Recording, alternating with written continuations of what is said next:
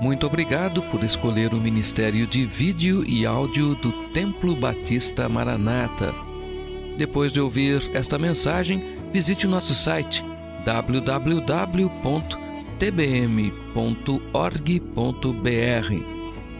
A nossa igreja oferece discipulado cristão, instituto bíblico e muitas oportunidades para o seu crescimento espiritual. Que Deus o abençoe. Maranata, ora vem, Senhor Jesus.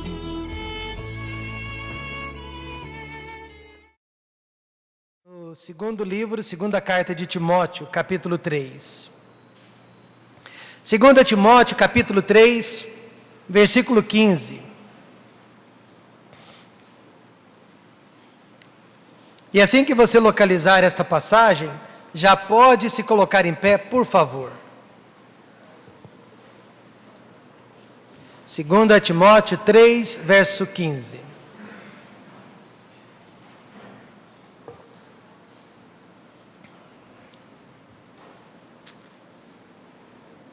A palavra de Deus diz: e que desde a tua meninice, ou desde a sua infância, sabes as sagradas escrituras, que podem fazer-te sábio para a salvação pela fé que há em Cristo Jesus. Quantos de vocês conhecem a palavra de Deus desde a sua infância? Levante a sua mão. Não é maravilhoso? Desde a nossa infância. Eu também, desde a minha infância, tenho tido contato com a palavra de Deus. Oremos. Querido Deus e eterno Pai, muito obrigado por este momento tão especial aqui no Templo Batista Maranata. Obrigado pela oportunidade que eu estou tendo de compartilhar com a igreja o meu testemunho pessoal, desde a minha infância até o presente momento. O que Deus, na sua graça e misericórdia, tem operado na minha vida e através da minha vida. Use, meu Pai, este testemunho para o louvor da sua glória e abençoe e edifique todas as pessoas aqui presentes. Venha estar conosco, meu Pai, e venha falar aos nossos corações. É o que nós pedimos, agradecidos no nome de Jesus. Amém. Podem se sentar. Paulo, apóstolo, está falando com o seu filho espiritual chamado Timóteo. Paulo foi o pai espiritual do jovem Timóteo, mas Paulo apenas colheu a semente que já havia sido plantada no coração de Timóteo desde a infância. Em 2 Timóteo 1,5, a palavra de Deus fala sobre duas mulheres que foram importantíssimas na vida do menino Timóteo, a avó dele e a mãe dele, trazendo à memória a fé não fingida que em ti há, a qual habitou primeiro em tua avó Lloyd e em tua mãe Eunice, e estou certo de que também habita em ti. Então veja que essas duas mulheres tiveram mais participação na salvação, na vida espiritual de Timóteo, do que o próprio apóstolo Paulo. Elas plantaram a semente, elas cultivaram o terreno. Paulo só teve o trabalho, de alguns anos mais tarde, fazer a colheita. Há algum tempo atrás, nós testificamos para um homem de 72 anos de idade, mas ele estava com um câncer terminal, um câncer no fígado. E ele sabia que iria para a glória, sabia que iria morrer, mas ele ainda não era salvo. E ali na cama do hospital, nós testificamos para ele, e ele prontamente recebeu Jesus Cristo como Salvador. Só que, depois que aceitou a Cristo, ele nos disse que a mãe dele era a crente mais antiga e mais fiel que havia na igreja. E por muitos e muitos anos, ela orava pela salvação dele, mas ele estava irredutível. Ele não queria nenhum tipo de compromisso com Deus, nem sequer a salvação. Mas que finalmente a oração da mãe dele tinha sido ouvida. A mãe já havia falecido há muitos e muitos anos, mas mesmo depois de morta, Deus ainda atendeu a oração daquela mãe, e o filho foi salvo, e o filho mesmo já era idoso. Assim como Timóteo, Eu também, irmãos, ouvi sobre a palavra de Deus quando criança. Graças a Deus por isso. Muitos de vocês foram salvos depois de adultos, mas eu agradeço a Deus que fui salvo quando criança. Posso dizer que o pastor Jaime Rose foi o meu pai espiritual na fé.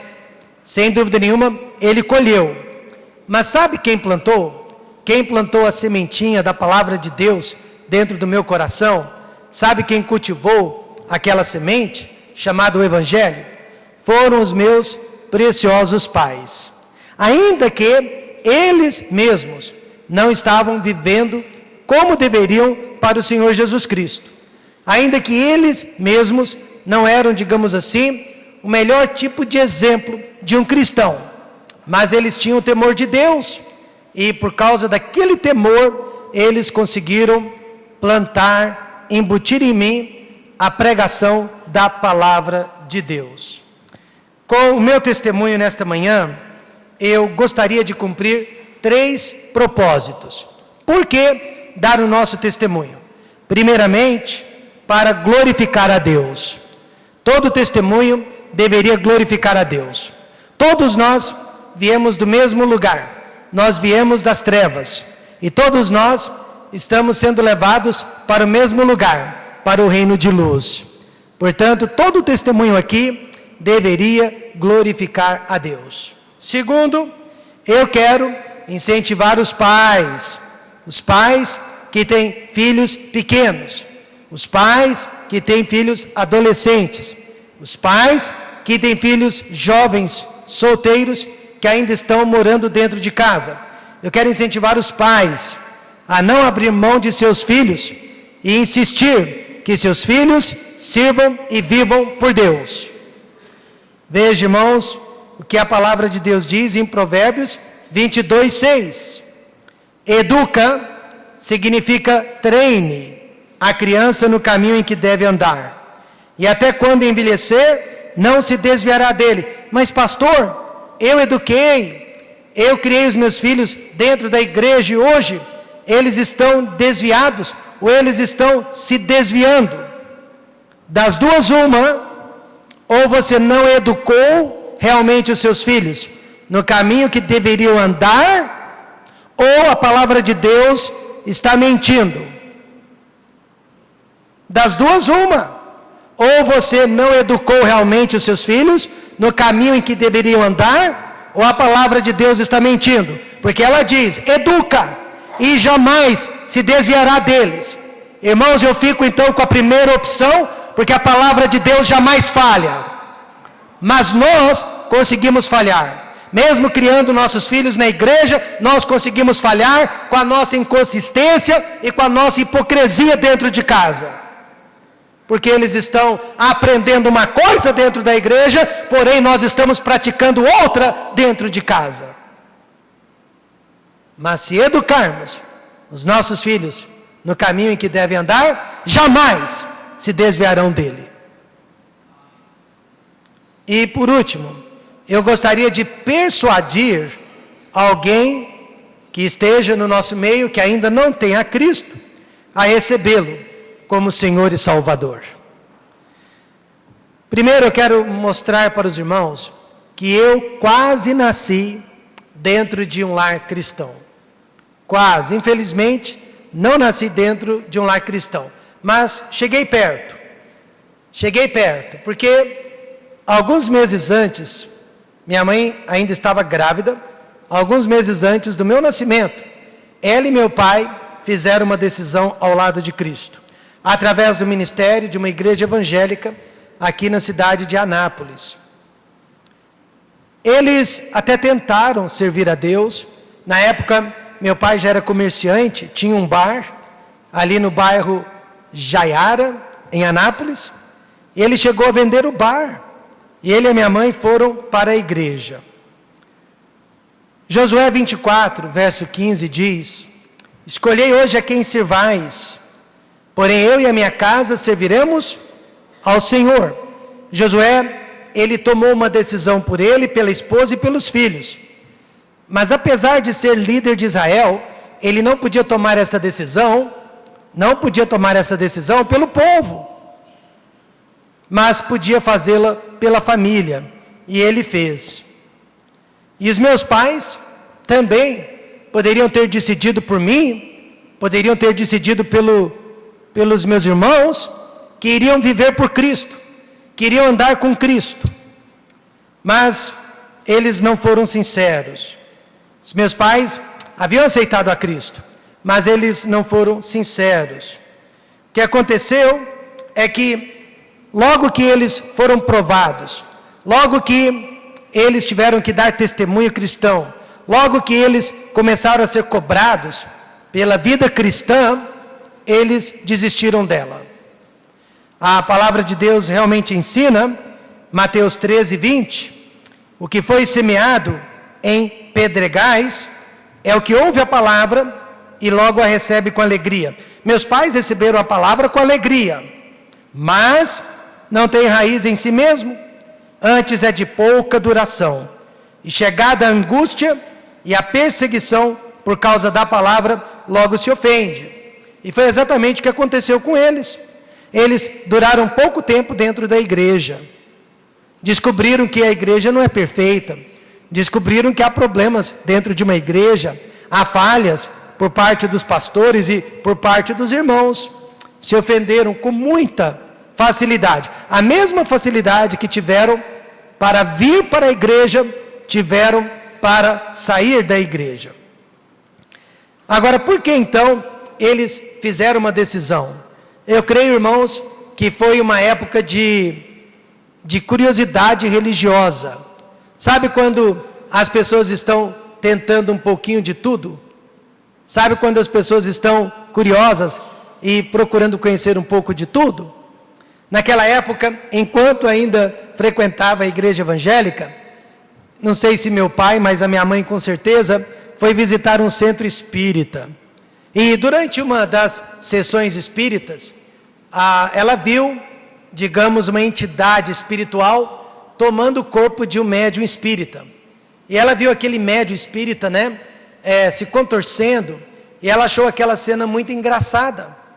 E ela então começou a rir, e de uma certa forma a zombar do médium espírita. E naquele instante, o médium espírita, ou a entidade espiritual que estava sobre ele, lhe fez uma promessa. E disse para ela: você está zombando de mim?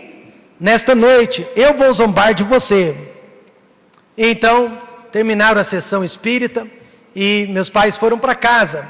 E dizia minha mãe, contava minha mãe, que durante aquela noite, alguma coisa ou alguém ficava puxando a coberta de sobre os seus pés, não a deixando dormir durante a noite.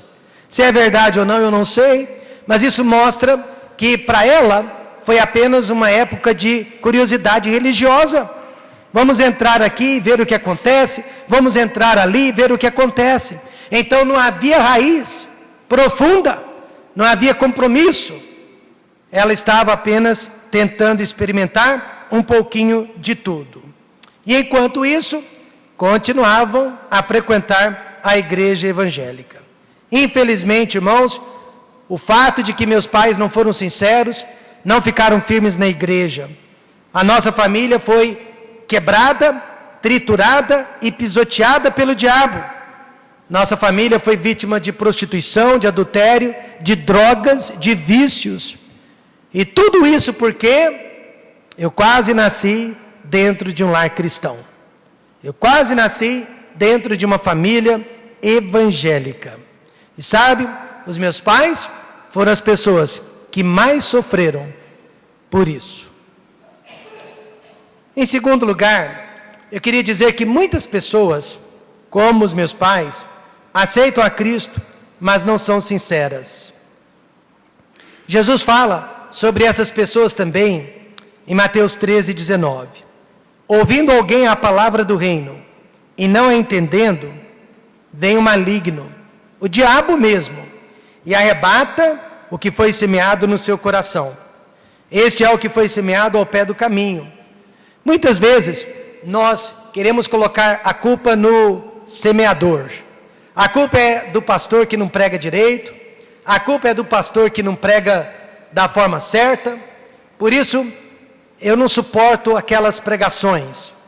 Mas, irmãos, Jesus mostra que o problema não é o semeador e nem a semente. O problema é o solo.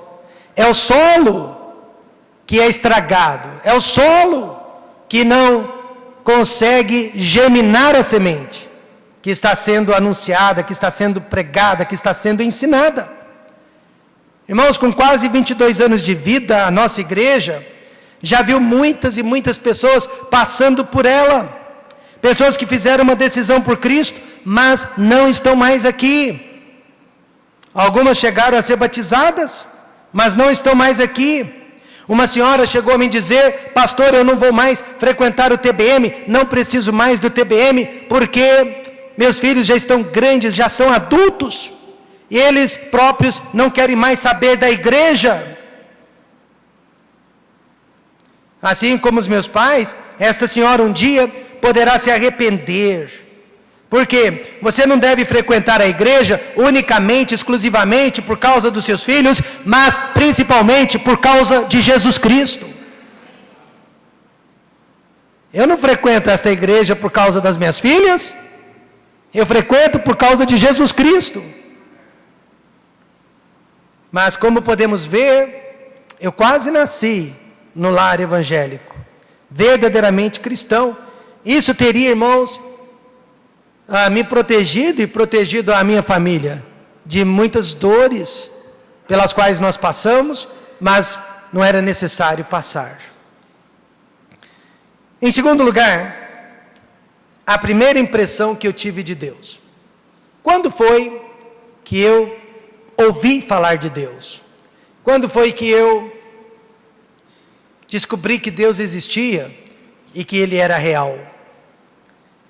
Bom, eu acho que enquanto estava no ventre da minha mãe, eu podia ouvir os hinos e corinhos que a igreja cantava. Mas infelizmente não os ouvi depois que nasci. Porque depois que nasci, meus pais já estavam fora da igreja. Salmo 100, verso 3 diz: sabei que o Senhor é Deus. Foi Ele que nos fez e não nós a nós mesmos. Somos povo seu e ovelhas do seu pasto. Mas eu não sabia. Até os meus 7 anos de idade eu não sabia. Muitas pessoas têm uma impressão equivocada a respeito de Deus. Pensam que conhecem a Deus, mas não conhecem o Deus da Bíblia. Não conhecem o Pai do nosso Senhor Jesus Cristo. Os meus pais poderiam ter me levado à igreja desde a minha primeira semana de vida. Porque naquela época, os médicos não recomendavam que a criança só saísse de casa depois das primeiras vacinas. Mas como eles teriam me levado à igreja se eles mesmos não estavam mais indo? Eu já tinha 7 anos de idade quando entendi que Deus existia. Por isso nada me impressiona mais no Templo Batista Maranata do que o coral infantil. Amém, irmãos? Eu amo o nosso coral infantil.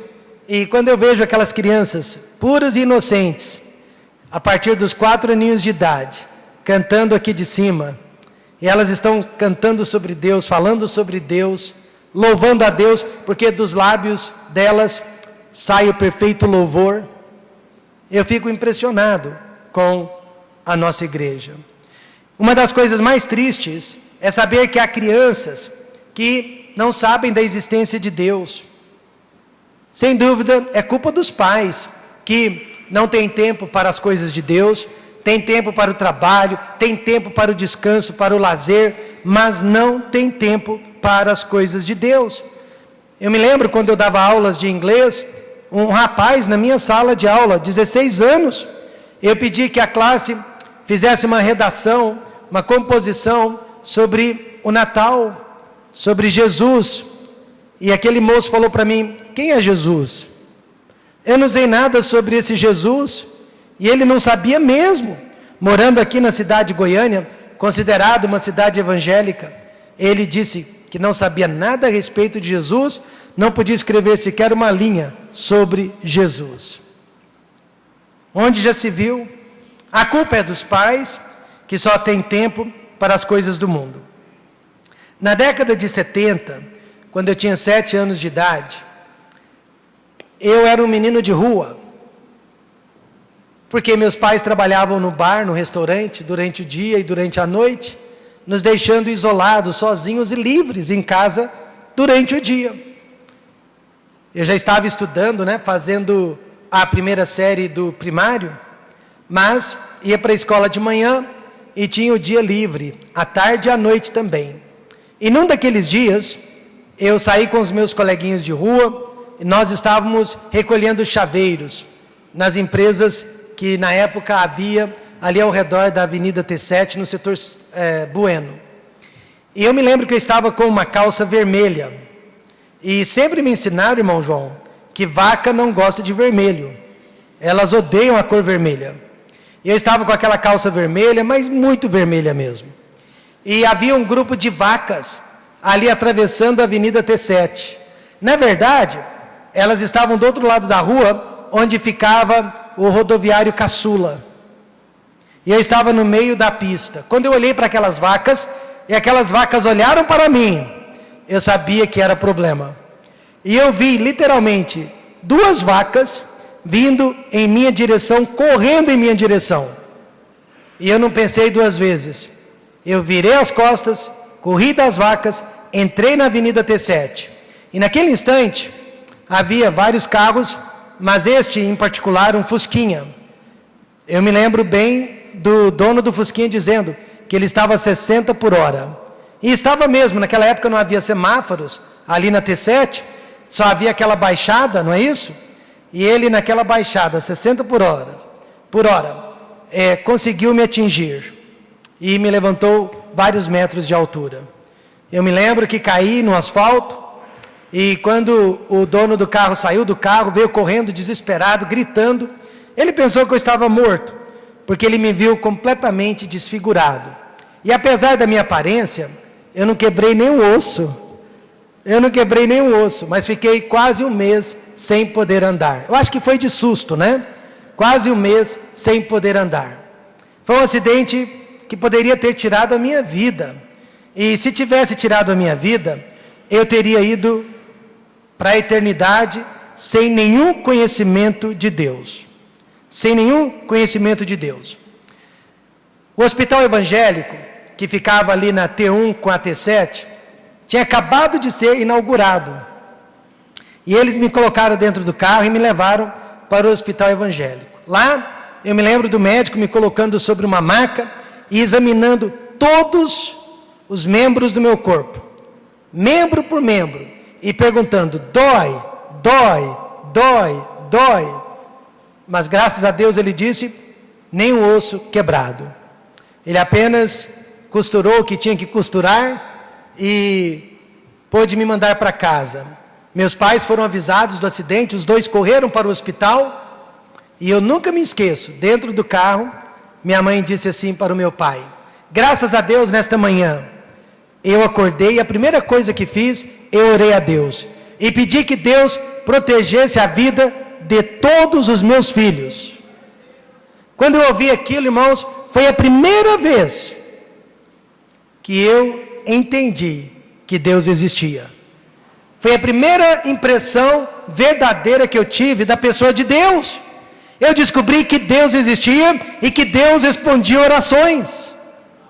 E apesar que eu ainda não era salvo, a partir daquele dia, só porque eu ouvia minha mãe dizendo que havia orado pelos filhos, eu passei a orar também. Eu criei o hábito de orar todas as noites antes de dormir, porque eu entendi que Deus existia. Aquela foi a minha primeira impressão de Deus. Os meus pais, naquela mesma época, começaram a ter problemas maritais, problemas sérios de relacionamento. O casamento deles estava realmente chegando ao fim. Tudo isso porque eu quase nasci numa família cristã, mas não nasci, porque meus pais não foram sinceros. Aos meus 9 anos de idade, os meus pais finalmente se separaram. Isso aconteceu principalmente por causa do tipo de vida que eles levavam. Eles eram donos de bar, restaurante, Não sei se alguns de vocês aqui vão se lembrar, o nome do bar deles na T7 era Bar e Restaurante Tremendão. Bar e Restaurante Tremendão. E ali eu cresci, convivi com drogas, prostituição ao vivo, diante dos meus próprios olhos, criancinha ainda. Graças a Deus, Deus me livrou dessas coisas, mas por quê? Porque eu não fiquei lá por muito tempo. E por causa de adultério e prostituição, meus pais acabaram se separando quando eu tinha apenas 9 anos de idade. E o meu pai pegou 3 de nós éramos em 6, e ele pegou 3 de nós e se mudou para a cidade de Ribeirão Preto, no interior de São Paulo.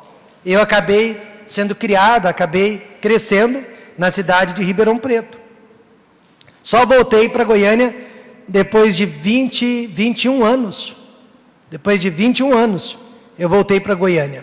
Portanto, passei a maior parte da minha vida naquela cidade. Minha mãe ficou aqui em Goiânia, trabalhando no mesmo bar, com outros 3 filhos. E durante os próximos 7 anos, minha mãe teve vários problemas mentais ou emocionais, como queira chamá-los, e ela ficou internada, ou foi internada, pelo menos 38 vezes, na clínica Santa Mônica. Ela realmente comeu o pão, que o diabo amassou durante aquele período. Enquanto isso, em Ribeirão Preto, meu pai vai e compra um outro bar, porque era só o que ele sabia fazer naquela época, para nos manter, para nos sustentar. E porque ele comprou um outro bar, eu ainda criança, costumava ajudá-lo naquele bar, e aprendi com ele a misturar todos os tipos de bebida que você pode imaginar. Eu era literalmente um bartender, profissional. Eu sabia misturar todas as bebidas, sabia fazer caipirinha, e o que mais você já ouviu falar por aí. E estava aprendendo a jogar sinuca, de forma profissional. Apesar de criança, eu jogava muitíssimo bem.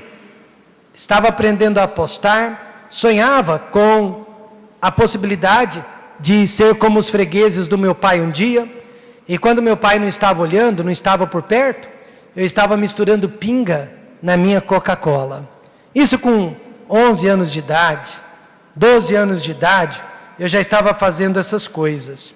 Mas tudo isso porque eu quase nasci num lar cristão, quase nasci dentro de uma família evangélica, e tudo isso porque eu só fui aprender que Deus existia com 7 anos de idade.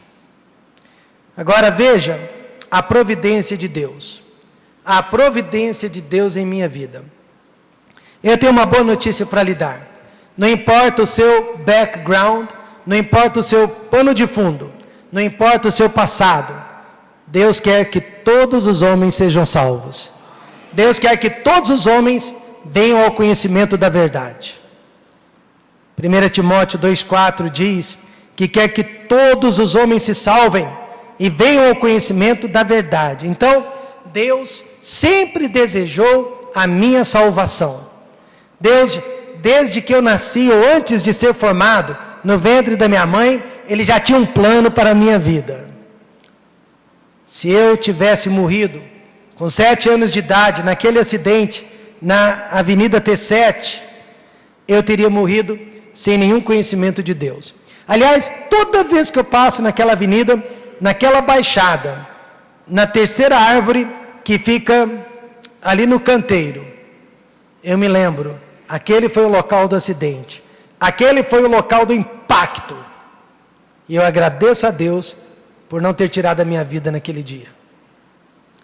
Deus sabia que eu jamais iria buscá-lo por conta própria. Por isso a Bíblia diz, não há ninguém que entenda, não há ninguém que busque a Deus. Então Deus fez por mim o que eu não podia fazer, e Ele quer fazer por você também, porque Ele deseja a salvação de todas as pessoas. Primeiro, Deus enviou a sua mensagem, Deus enviou a pregação da sua palavra.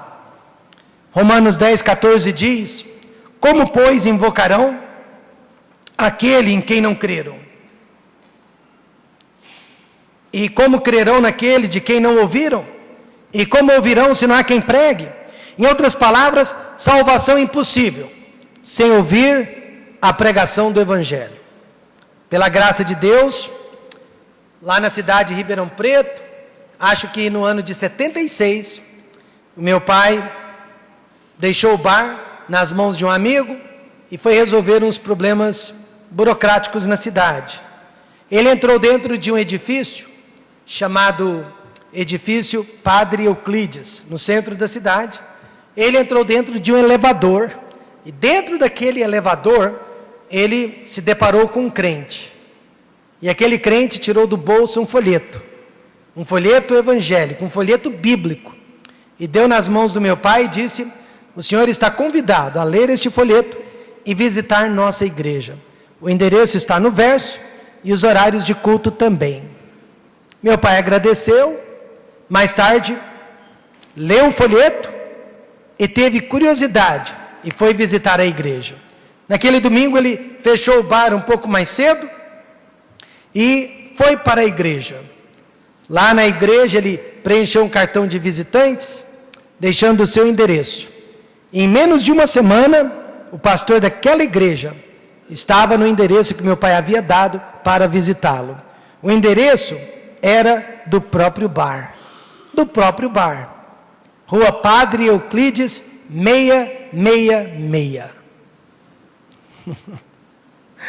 666 é mera coincidência. Acho que nós temos a foto do bar aí, irmão Fernando.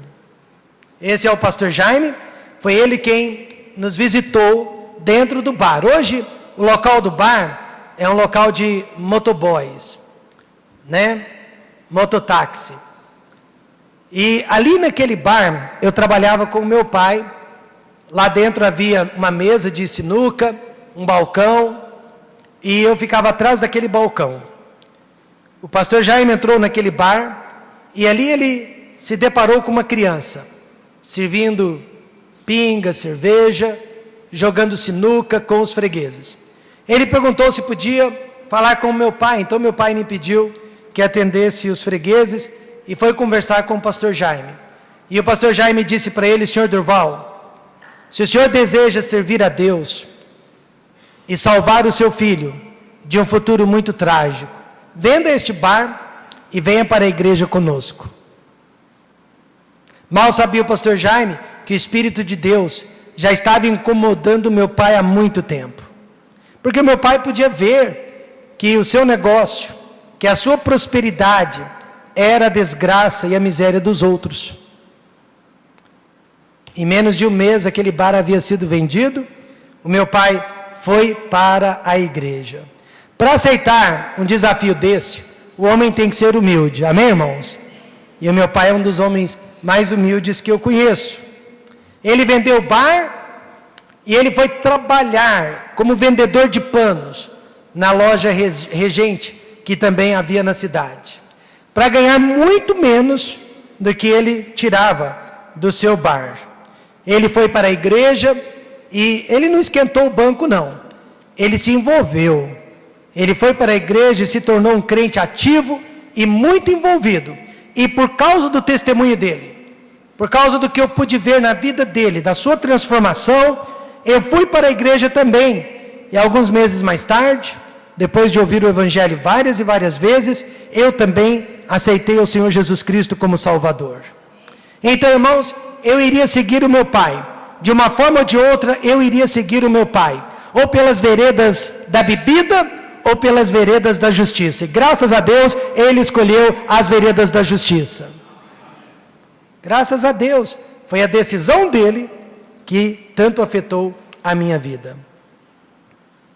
Depois de nos enviar a sua mensagem, aí Deus enviou a sua provação. Essa história de que aceite a Cristo e a sua vida será perfeita, não haverá problemas, não haverá sofrimento, isso não é verdade.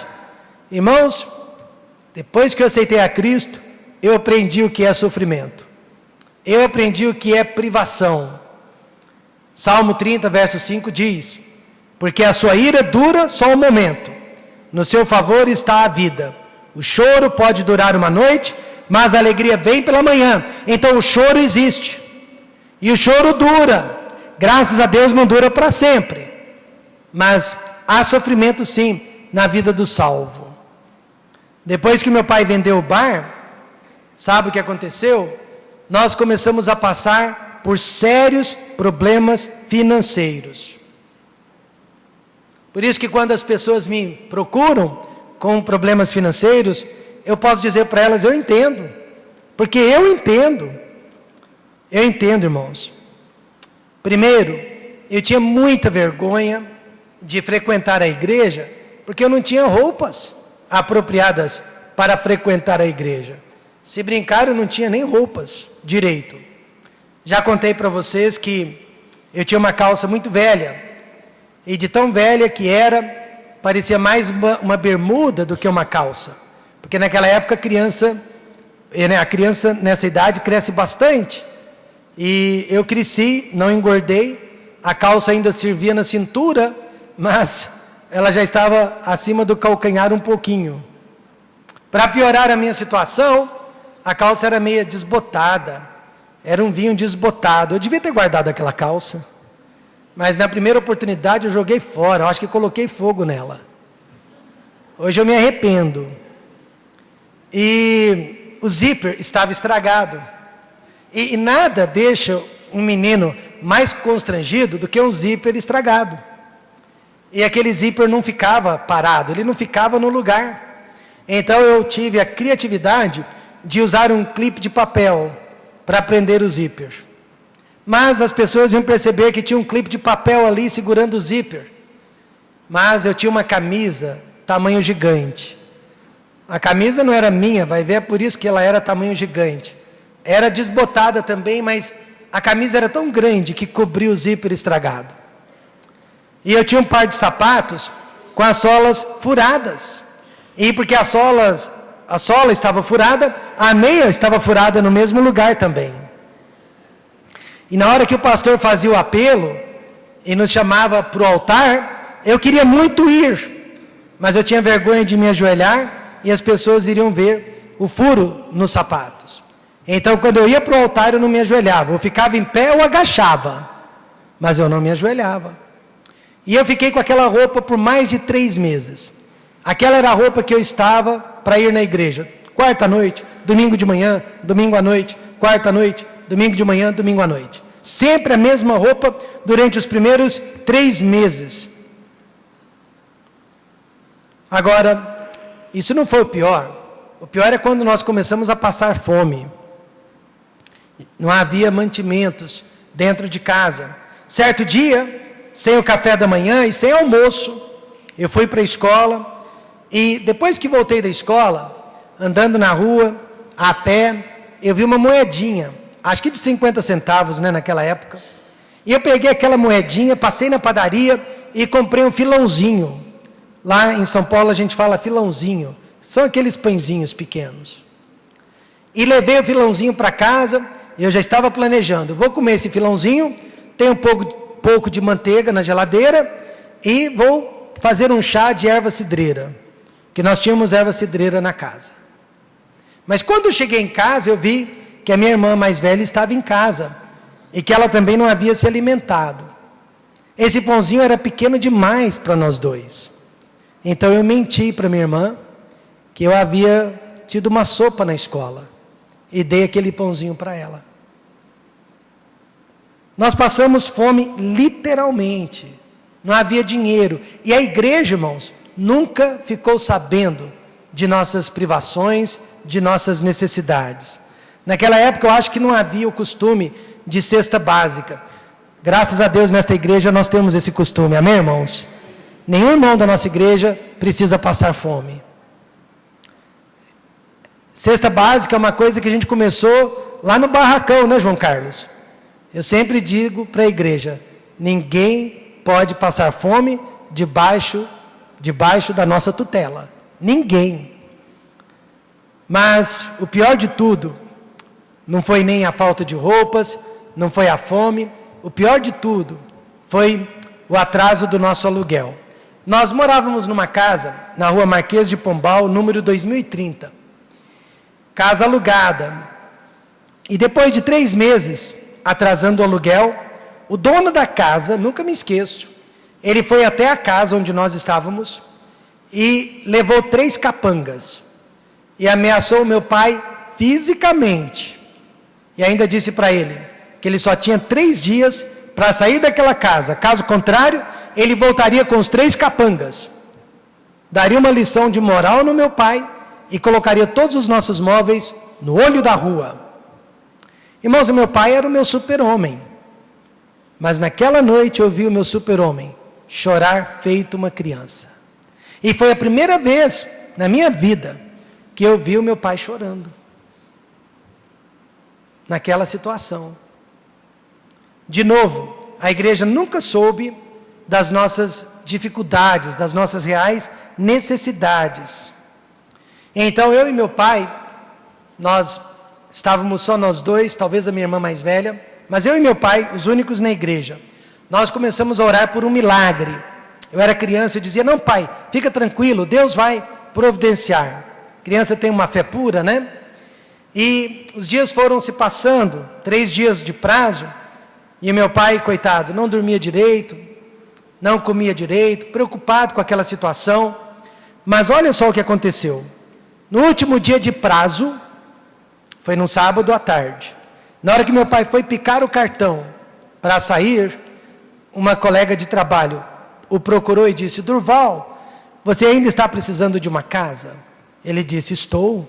Ela disse, olha, ontem à noite, meu marido recebeu um telefonema lá do Paraná, e ele foi transferido. E nós tínhamos acabado de alugar uma casa. Já pagamos o primeiro mês de aluguel. Você gostaria de ficar com a casa em nosso lugar? E naquele instante ela passou as chaves para as mãos do meu pai.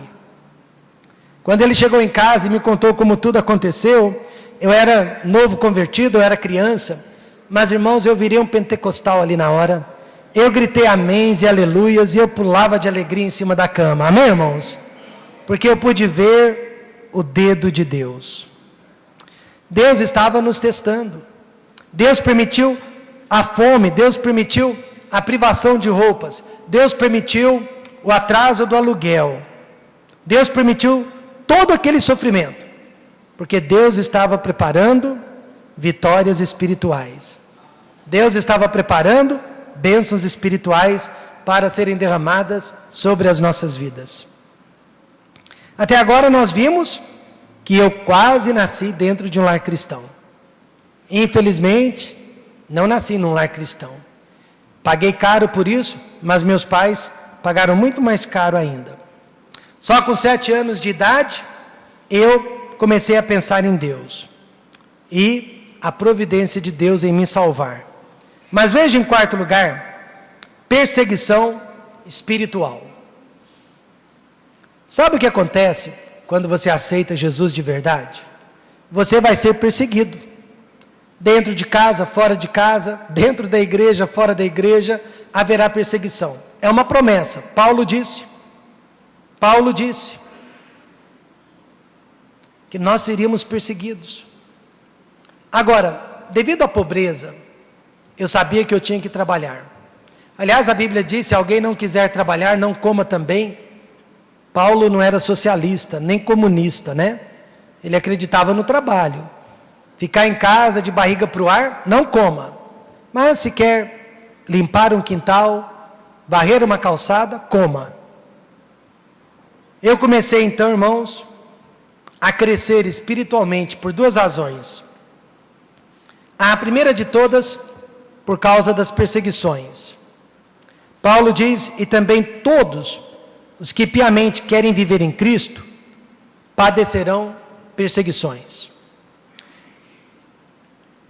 Eu arrumei um emprego, com 12 anos de idade, um emprego de 45 horas por semana, e estudava à noite. Entrava no emprego 7h30 da manhã, saía às 6 horas da tarde, e daquele emprego passava em casa, tomava um banho rápido, e ia para a escola. Quando eu arrumei esse emprego, era dentro de uma oficina mecânica e eu era o limpador. Eu limpava os carros, lavava os carros, limpava os vidros. E entrei naquela oficina e todos já souberam que eu era crente. E começaram a perseguição. Havia um menino, 2 anos mais velho que eu, um pouquinho mais alto que eu, sabendo que eu era crente, ele começou a zombar, começou a perseguir, falava palavrões, piadas sujas, gestos obscenos, sabendo que eu era crente. E eu suportei tudo isso.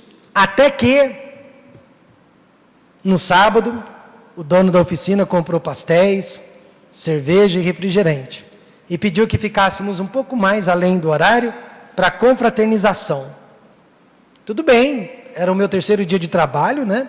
Eu queria impressionar o chefe. Então, fiquei um pouco a mais.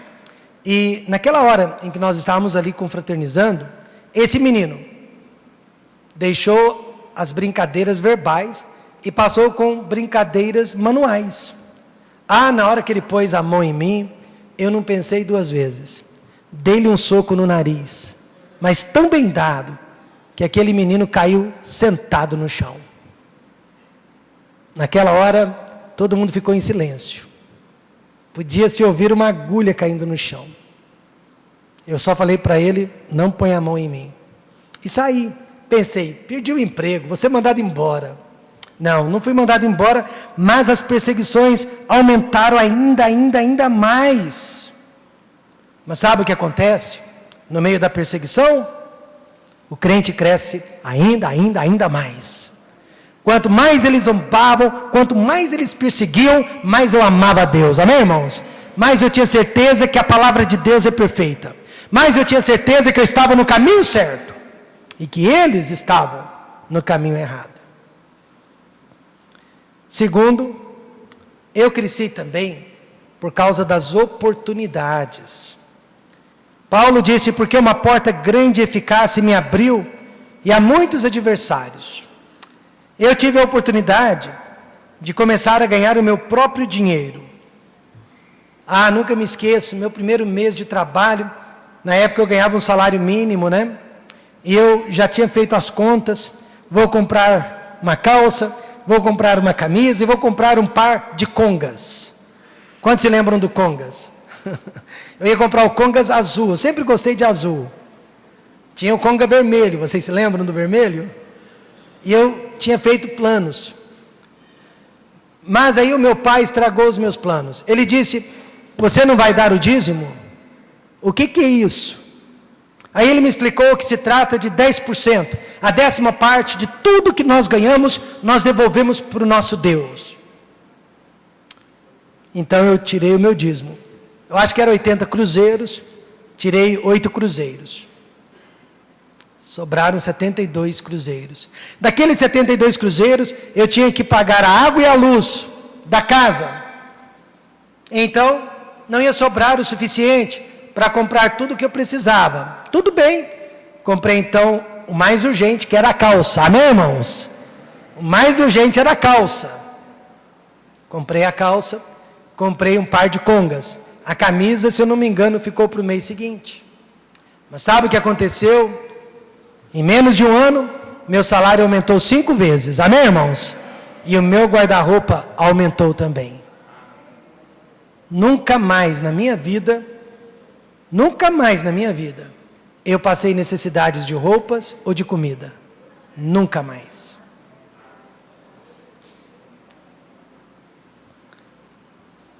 Eu tive a oportunidade de ganhar a minha primeira alma para Jesus Cristo.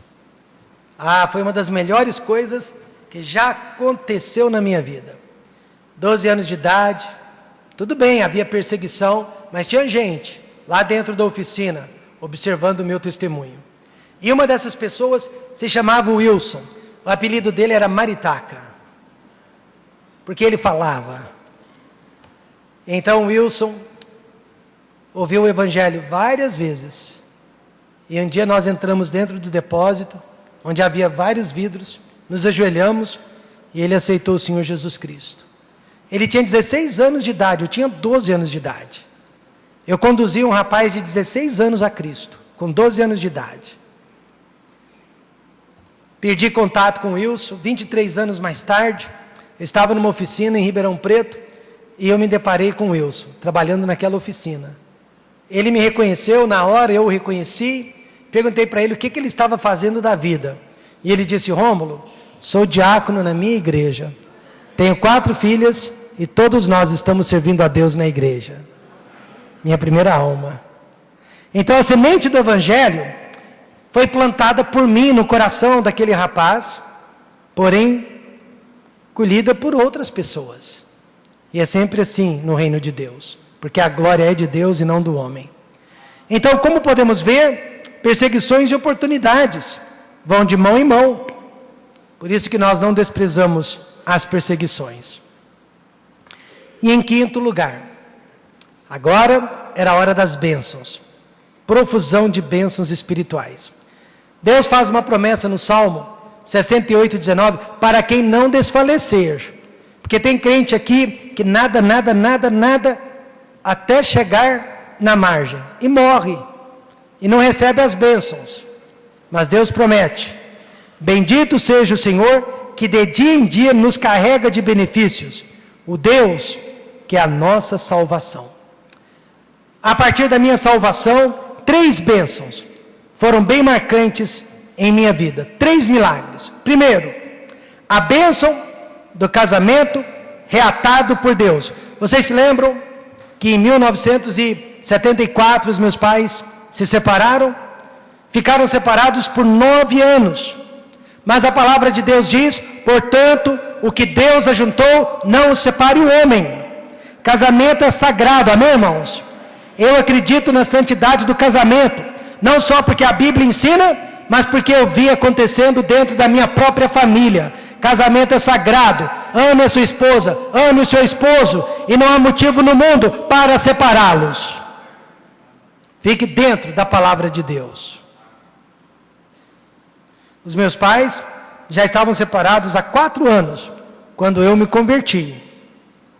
Aí no mesmo ano que eu me converti a Cristo, eu comecei a orar pela salvação da minha mãe e pelo reatamento dos 2. Era uma oração impossível, porque o meu pai já tinha a vida dele em Ribeirão, minha mãe já tinha a vida dela em Goiânia, e quando você falava com eles, principalmente com o meu pai, ele era irredutível.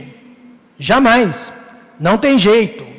Mas, irmãos, a menos que eu esteja enganado, eu orei pela salvação da minha mãe e pelo reatamento do casamento deles todos os dias. Mesmo porque uma criança de 12 anos precisa da mãe, amém, irmãos? Uma criança de 13 anos precisa da mãe.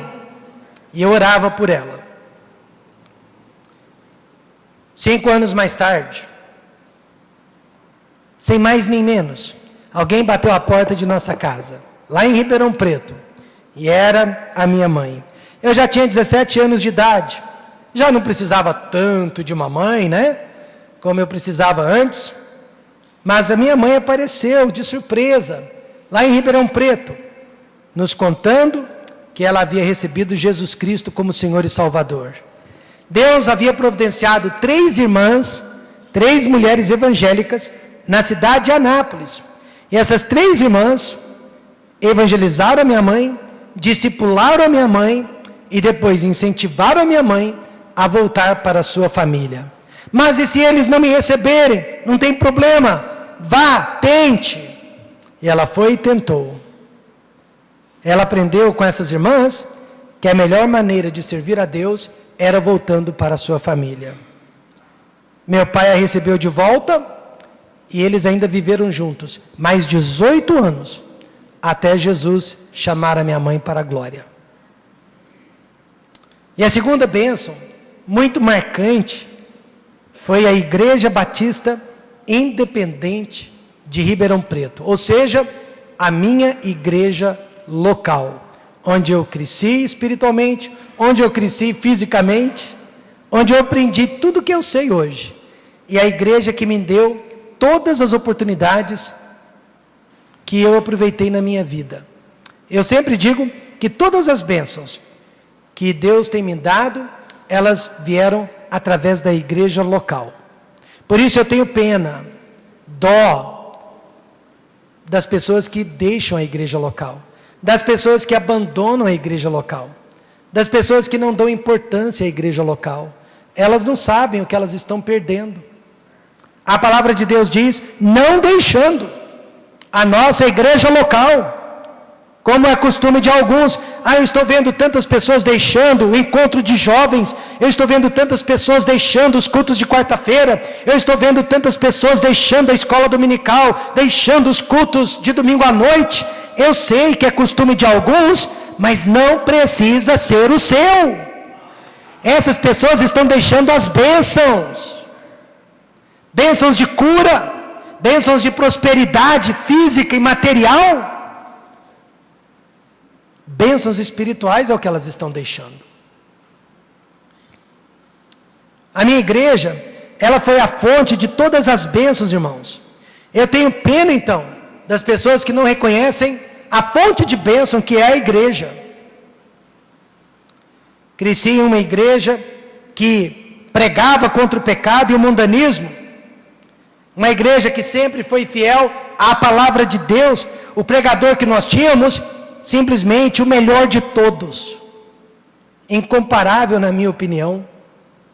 Cresci em uma igreja missionária, ouvindo falar sobre missões desde os meus 12 anos de idade. E através dela, eu fiz o Instituto Batista Ebenezer. Tive os melhores professores daquela época, alguns já estão na glória, e até hoje eu estou utilizando as ferramentas que eu recebi do Instituto Batista Ebenezer, ferramentas que eu tenho usado aqui na cidade de Goiânia e que estou usando em outros lugares também. Através da minha igreja, eu ganhei uma bolsa de estudos. Aquela não é a igreja, aquele é o santuário da igreja. E através desta igreja eu ganhei uma bolsa de estudos para estudar nos Estados Unidos da América. E antes de ir para os Estados Unidos, antes de ir para a universidade, o diabo fez de tudo para impedir, para não deixar eu ir. Na época, eu tinha que prestar um exame chamado TOEFL, um exame muito difícil. Mas como que eu podia passar nesse exame se eu trabalhava e estudava e não tinha tempo para estudar inglês? Repeti 2 vezes o TOEFL. Enquanto isso, a maioria dos irmãos da minha igreja não queria que eu fosse. A grande maioria tentava me desanimar. Não vá não, fique aqui. Você já fez o Instituto Batista Ebenezer, você já sabe tudo, você já está qualificado para o ministério.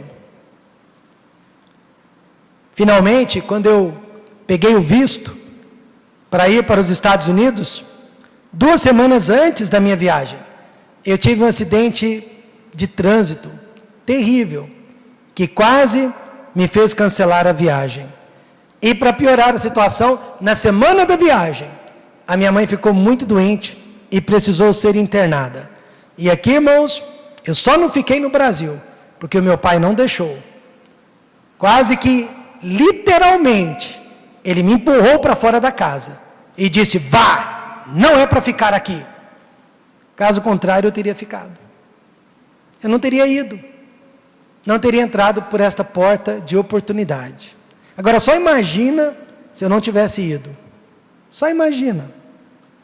Por isso, irmãos, que a gente não decide a vontade de Deus pelos acontecimentos. Dentro do avião. Eu já estava dentro do avião quando alguém roubou a minha carteira, com todo o meu documento e com todo o meu dinheiro. Quer dizer, eu pensei, não é para mim fazer essa viagem, mas era o diabo, o tempo todo, tentando me impedir de fazer a vontade de Deus. Por isso eu digo, não é o que eu sinto, é o que eu sei. Se eu decidisse que a vontade de Deus era ficar no Brasil por causa dos eventos e sentimentos, hoje eu não seria o missionário que eu sou. Eu nunca teria vindo para a cidade de Goiânia. Nunca teria vindo para cá, porque eu culpava essa cidade por todas as tragédias na minha família. Foi Deus quem me mandou para Goiânia. E duro que quando eu cheguei aqui, eu tinha que ouvir dos goianos: esta é a melhor cidade do Brasil. Hoje eu concordo, amém, irmãos? Mas não podia concordar naquela época, para mim era pior. E eu tinha que engolir seco, porque o goiano ele é bairrista mesmo. Aqui os médicos são os melhores, as escolas são as melhores, né? O povo é o melhor. Hoje eu digo amém para tudo isso, mas naquela época não. Naquela época, Leninha, eu estava engolindo seco.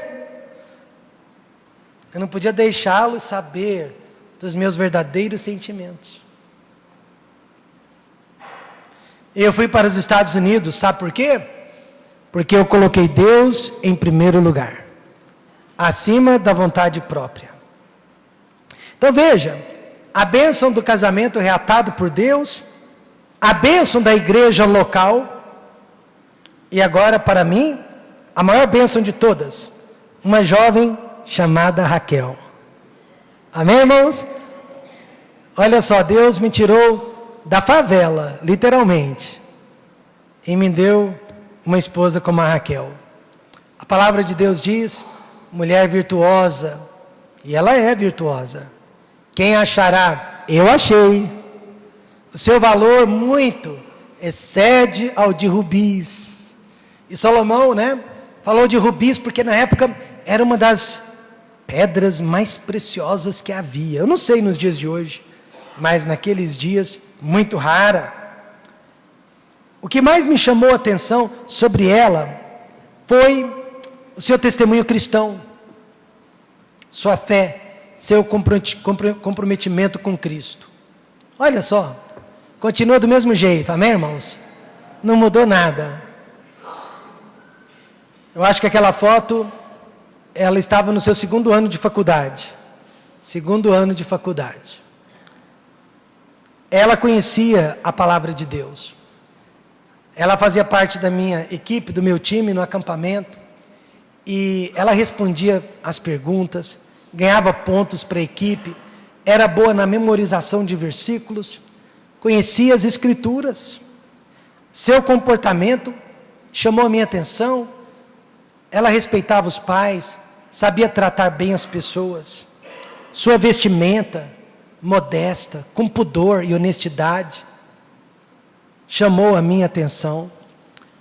Ela amava o Senhor Jesus Cristo, inteligentíssima, e ela tinha habilidade musical. Então tudo isso chamou a minha atenção e eu pensei, oh Deus, o que mais eu poderia encontrar numa moça, que essa moça já não tem?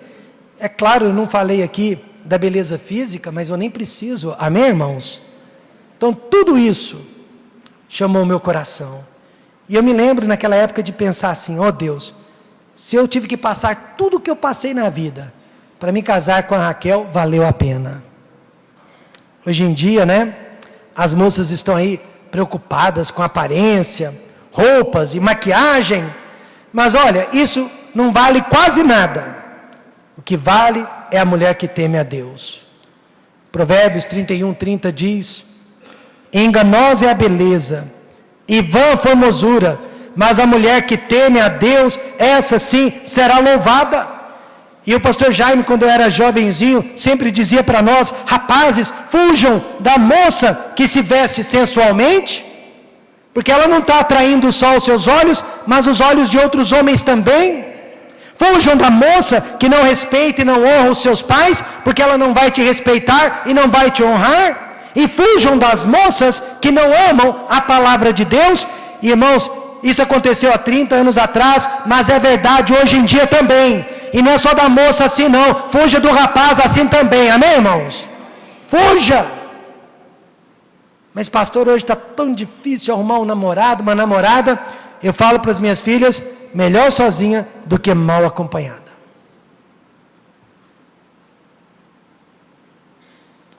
Por isso eu acho tão importante você, pai, investir nos jovens, trazê-los para o encontro de jovens. Eu sei de um pai aqui, de pais aqui, que os filhos não têm opção não. Sábado à noite, encontro de jovens. Não tem opção não. Parabenizo esses pais. A vida de qualquer pessoa deve ser dividida em duas etapas: antes e depois da salvação. Eu estou com 50 anos de idade. Terça-feira, eu e Dona Raquel vamos comemorar 25 anos de casados, sem nunca termos brigado um com o outro. Será que a gente consegue mais 25 assim? Consegue, porque a minha esposa é uma santa, né? Porque ela tem o dom da misericórdia, senão não conseguiríamos. Faço ela chorar de vez em quando, mas nunca faço ela brigar. Incrível isso, né? Como que era a sua vida antes da salvação? Você se lembra? Alguns aqui já se esqueceram. E é por isso que não estão vivendo por Cristo hoje como deveriam. Eu quero concluir com as palavras do apóstolo Paulo. Ele falando dos homens dos últimos dias, falando de mim, falando de você, ele disse assim: mas os homens maus e enganadores irão de mal para pior, enganando e sendo enganados. O que as pessoas não percebem é que quanto mais elas pecam contra Deus, pior para elas. Tu, porém, permanece naquilo que aprendeste. Paulo está dizendo para mim: Rômulo, que você aprendeu com 12 anos, 13 anos, 14 anos, enquanto você estava na sua igreja, lá em Ribeirão Preto, permaneça. Pastor Jaime já está velhinho, já não está mais no Brasil, mas permaneça. O que ele ensinou deve permanecer.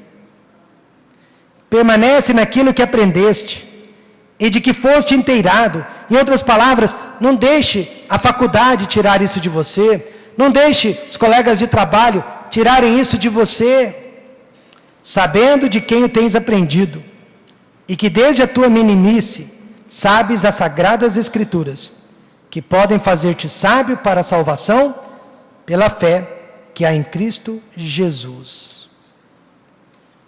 Esse testemunho se encerra praticamente em 1993, 94, quando eu vim para Goiânia. Agora, eu posso dar um testemunho de 94 até 2015. E se eu fosse dar um testemunho de 94 até 2015, nós levaríamos... Quanto tempo eu já estou pregando? 1 hora? 1h10. Levaria mais 1h10. Mas sabe o que eu contaria de 94 até 2015? Falaria do Templo Batista Maranata de Goiânia. Falaria do Instituto Bíblico Maranata.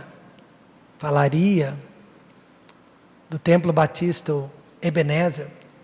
Falaríamos da Escola Cristã Jaime Rose, do Templo Batista Maranata de Londrina, e até falaria do Templo Batista Maranata de Ribeirão Preto. Falaria de alguns de vocês, falaria da irmã Madalena, que abriu as portas para que viéssemos para Vila Canaã e começássemos ali uma igreja. Falaria da psicóloga, que colocou a Bíblia acima de Freud. Falaria do tesoureiro, que pensava que o pastor fosse um ladrão. Tem muita história para contar, mas todas elas com vitória. Por quê? Buscai primeiro o reino de Deus e a sua justiça, e todas as coisas vos serão acrescentadas. Igreja, eu sei que há pessoas aqui querendo desanimar. Eu sei que há pessoas aqui querendo se desviar. Eu sei que há pessoas aqui sendo tentadas. Mas eu lhe prometo, não vale a pena. Não faça isso. Permaneça naquilo que aprendeste, sabendo de quem tem aprendido. Não aceite nenhum tipo de persuasão. Não aceite nada que lhe tire da vontade de Deus. Aqui é a fonte de todas as bênçãos, a igreja local. Pense nisso. Vamos fechar os olhos e vamos orar.